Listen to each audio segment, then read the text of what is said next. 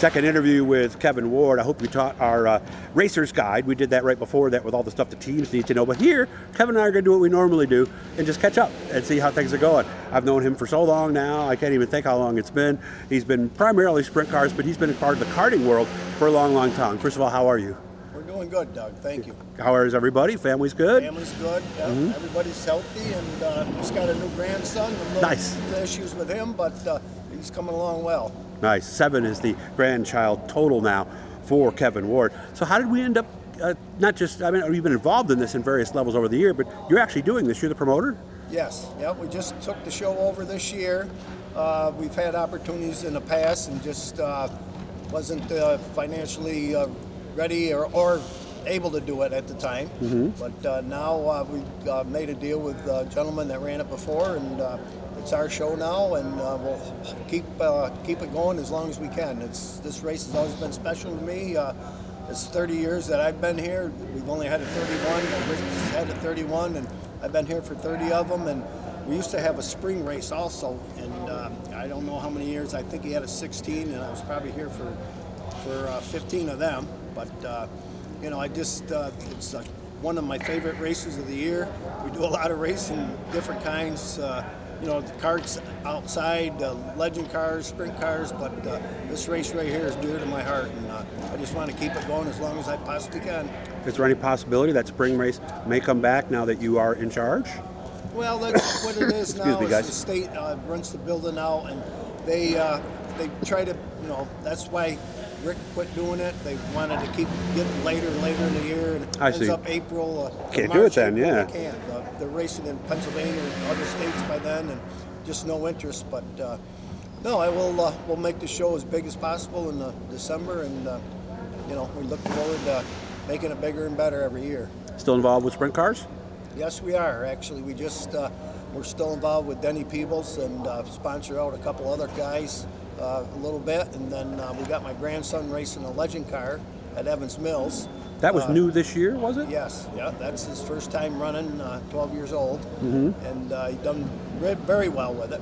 Improved every time he was in it, and we just got a sprint car. They run the 602 crates up in Can-Am and Brockville, different tracks, and we're going to dabble our feet in that with him maybe next year, late this fall or next year, a little bit, and just he wants to run the legend car as much as he can, but we'll see how that works out. Okay. Does he have a surface he's better on at this point? Because he's done both. I know he did dirt with the karts, and he's done the asphalt now. Does he tend to do better on one versus the other, or have more interest in one versus the other?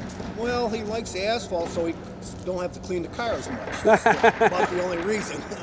No, the sprint car, he did run a sprint car up at Can-Am, took 125 laps or so. Oh, he did? Actually done pretty darn good with it, again, and that's why we probably ended up getting one. He got out of it, and he's like, Grandpa, I want one. Well, that's the end result. Okay. How about this weekend? I know occasionally you might hop behind the wheel. Are you doing that this weekend? Yeah, probably against my better judgment. I like them opens and got to make at least 5-6 laps in them things. They're a handful out there, and they're a lot of fun. But I also like to get out there to see how the track is too.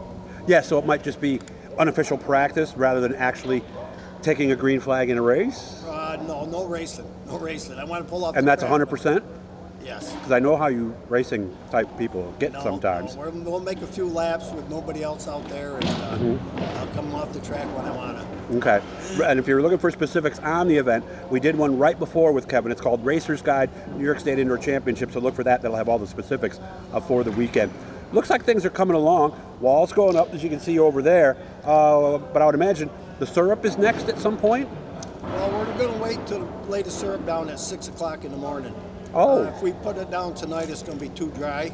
So we'll put it down at 6 in the morning. By 8 o'clock, we'll be ready to go out on the track if need be. But practice will probably start again tomorrow at around 10. So we'll have plenty of time to dry the syrup up and get going there at around 10 o'clock. And of course, you told me if you search this event on YouTube, one particular video always seems to come to the top of the list.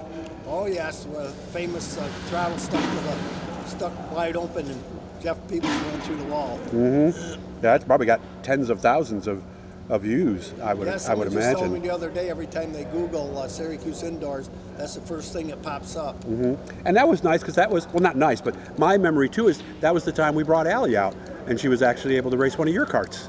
Yes, yeah, she done very well. I was very impressed with her. For every time she got in the cart over that weekend, she got better and better. Pretty impressive at the end there. Yeah. Sunday. Yeah, and I know she really enjoyed, having your assistance on that too. So, and that was a brand new cart It was. that you guys got for her. Yeah. Is that cart around still? Yeah, Lena's going to be running it Oh, no kidding. tomorrow over the weekend, yes. That's cool. It's amazing because you and I were talking about the impact that it had specifically on my daughter. But when you look at a lot of the other young kids that come up, either karts, quarter midgets, microds, anything like that, it's amazing the stuff it teaches them that will show up later in life, isn't it? Oh, definitely. I mean, it's competition, but it's also, it makes friends, and it's just a responsibility, and a lot is learned. A lot is learned in racing.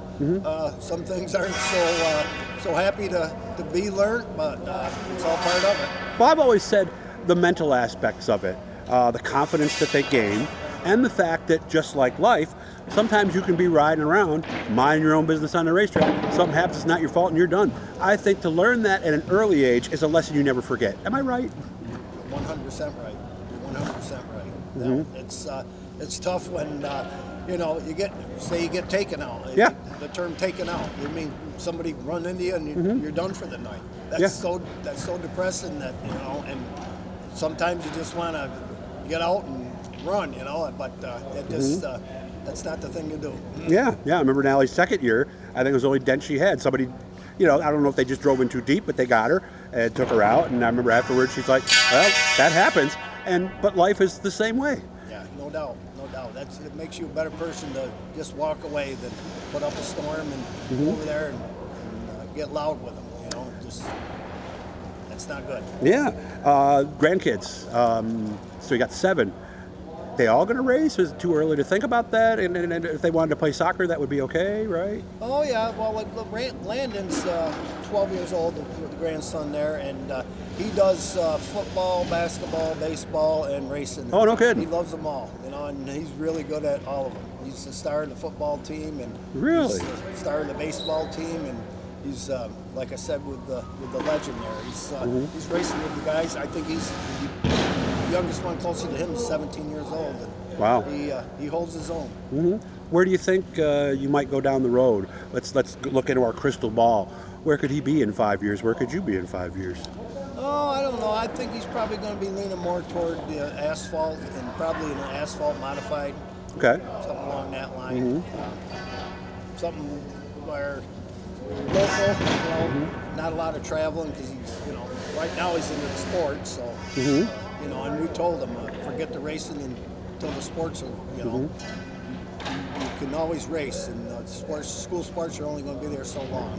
It's true. Just in Canada 4 weekends ago, and he had a 3-day race. We knew we were going to come home Sunday because he had a football game, and he qualified really well, and that was a tough decision for him to make, but I told him, no, we're going play football. Exactly. You can race anytime.